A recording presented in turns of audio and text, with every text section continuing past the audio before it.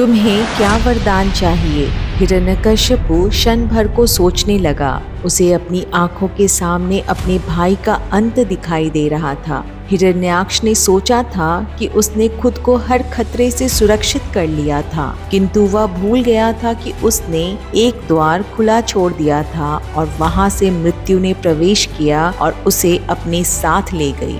हिरण्यकश्यपु उस भूल को दोहराना नहीं चाहता था। शीघ्र ही राक्षसी उत्सव का शोर ब्रह्मांड के प्रत्येक लोक में गूंजने लगा।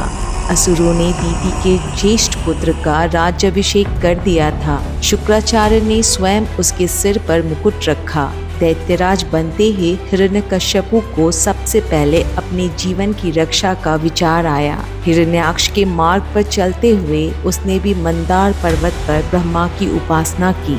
11,000 वर्ष बाद ब्रह्मा ने उसे दर्शन दिए। तुम्हें क्या वरदान चाहिए? हिरण्यकश्यपु क्षण भर को सोचने लगा। हिरण्याक्ष की भूल को वो दोहराना नहीं चाहता था। हिरण्यकश्यपु सावधानी से मन में वरदान के विषय में विचार करने लगा।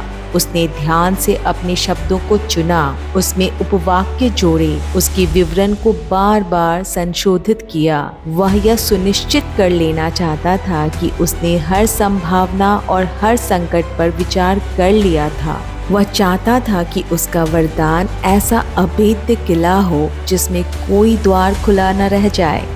हे ब्रह्मदेव, मुझे आशीर्वाद दीजिए कि मैं किसी देवता अथवा असुर, मनुष्य अथवा पशु द्वारा ना मारा जाऊं। मेरी मृत्यु न दिन में हो न रात में, न घर के अंदर न बाहर, न आकाश में न धरती पर, न जल में न थल पर। मुझे वरदान दीजिए कि किसी धातु, पत्थर या लकड़ी के बने किसी अस्त्र शस्त्र से मेरा वध न किया जा सके। हे विधाता, मुझे यही वरदान दीजिए। ब्रह्मा ने उसकी इच्छा पूरी कर दी और उसे वह वरदान दे दिया। इसके बाद हिरण्यकश्यपु अपने भाई की तुलना में दुगुना अत्याचारी हो गया। उसने न केवल पृथ्वी वासियों को प्रताड़ित किया, अपितु इंद्र को भी स्वर्ग लोक से निकाल दिया। उसने तीनों लोकों पर विजय प्राप्त कर ली। वह ब्रह्मांड का अकेला स्वामी था जिसकी फैलाई अव्यवस्था ने ब्रह्मांड को जैसे अपंग बना दिया था।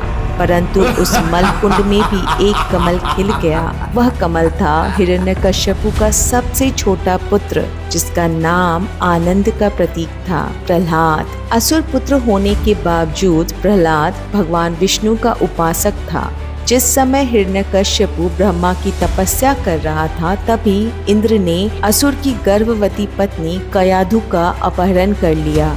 उस समय नारद ने हस्तक्षेप करके हिरण्यकश्यपु की पत्नी और उसके नवजात पुत्र की रक्षा की। वह बालक नारद से नारायण की महिमा सुनकर बड़ा हुआ और उसने श्री विष्णु को वास्तविकता के रूप में ग्रहण कर लिया।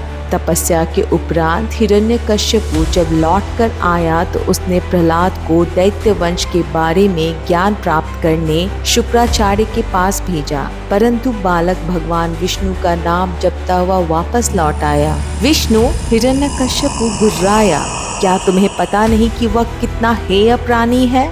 वह स्वयं को देवता कहता है, जबकि उसने मेरे भाई को मारने के लिए एक तुच्छ पशु का रूप धारण किया था। विष्णु एक उदार देवता है जिनकी दृष्टि में सभी जीव एक समान हैं। प्रहलाद ने कहा, तुम अपने वंश का अपमान कर रहे हो। हमारे शत्रु का नाम लेना तुम्हें किसने सिखाया? स्वयं भगवान विष्णु ने, क्योंकि वे शिक्षकों के शिक्षक हैं, शासकों के शासक, धर्म, अर्थ, काम और मोक्ष प्राप्त करने के मार्ग के एकमात्र पथ प्रदर्शक। असुर आग बबूला हो गया। समूचा ब्रह्मांड उसके सामने झुकता था, किंतु उसका अपना पुत्र उसके प्रभुत्व को अस्वीकार कर रहा था। उसने प्रहलाद के मन से भक्ति निकालने की हर संभव कोशिश की, किंतु असफल रहा। प्रहलाद के मन पर विष्णु का नाम अंकित हो चुका था। कुछ दिन बाद हिरण्यकश्यपु ने प्रहलाद से उसके जीवन का उद्देश्य पूछा, तो भी प्रहलाद का उत्तर नहीं बदला।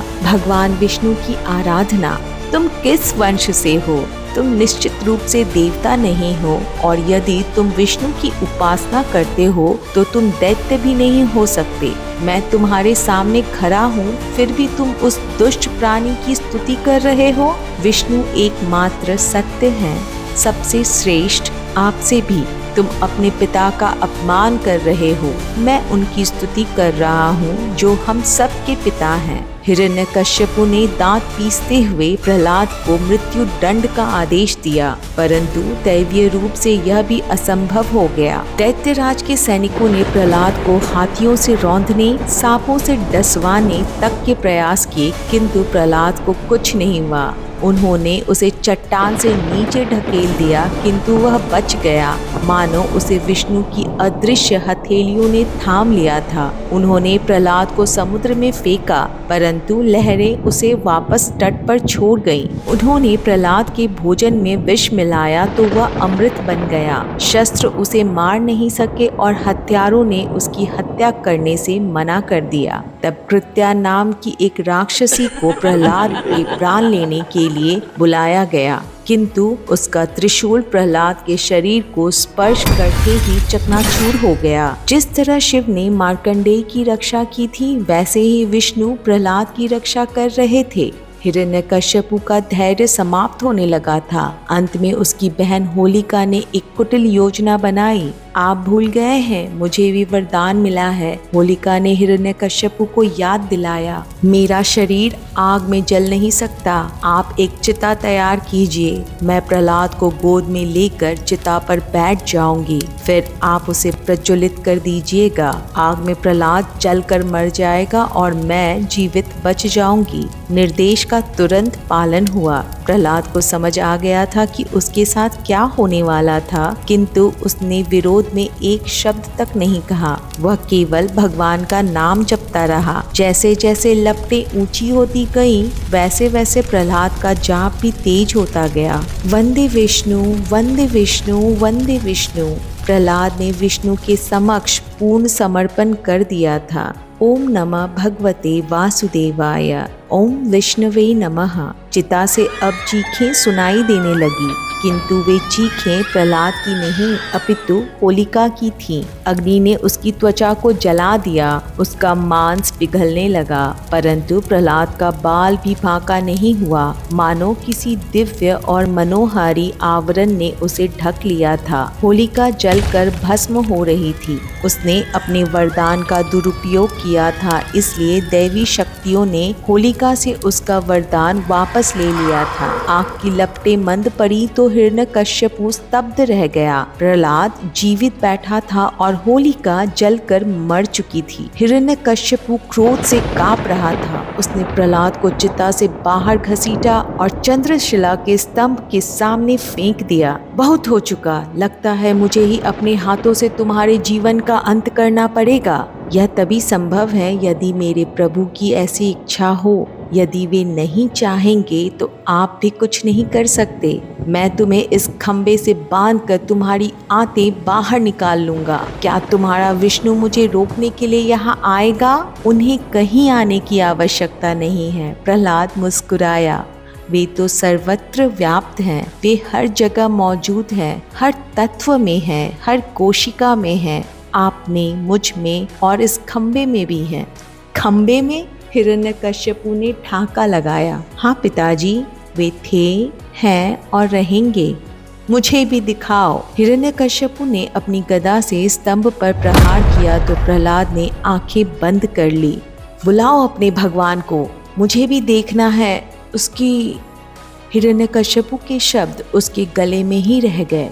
स्तंभ बीच से फट रहा था, उसके दोनों हिस्से टूट रहे थे और भीतर से प्रकाश की लहर निकल रही थी। उसके अंदर से एक प्राणी प्रकट हुआ जिसे स्तंभ ने शायद छिपा रखा था। एक विशाल प्राणी जिसका वर्णन नहीं किया जा सकता। शरीर विज्ञान उसकी कल्पना नहीं कर सकता।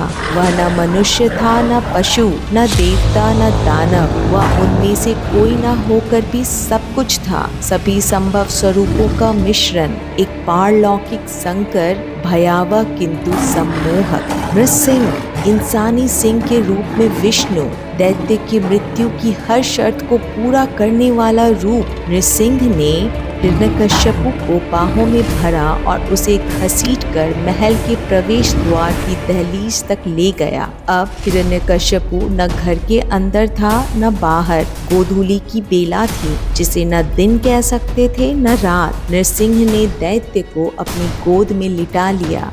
अब वह धरती और आकाश के बीच में था, जल और थल दोनों से दूर। तुझे वरदान मिला है कि तू धातु, पत्थर या लकड़ी से बने अस्त्र शस्त्र से नहीं मारा जा सकता। नृसिंह अवतार ने गरज कर कहा, मैं इनमें से किसी का उपयोग नहीं करूंगा। मेरे पंजे तेरे मांस चीर डालेंगे। नृसिंह ने जैसे ही अपने नाखून दैत्य के शरीर पर बढ़ाए, वो जोर से चिल्लाया। उसका पेट फट गया और आंतें बाहर आ गईं। नृसिंह ने उसकी आंतों को अपने गले पर लटका लिया और फिर दैत्य का रक्त चाटने लगे। प्रहलाद भगवान के सामने नतमस्तक हो गया। विष्णु हंस रहे थे क्योंकि अब दोनों भाई मारे जा चुके थे। विष्णु ने प्रहलाद की रक्षा कर ली थी और पृथ्वी पर जय और विजय का पहला जन्म समाप्त हो चुका था।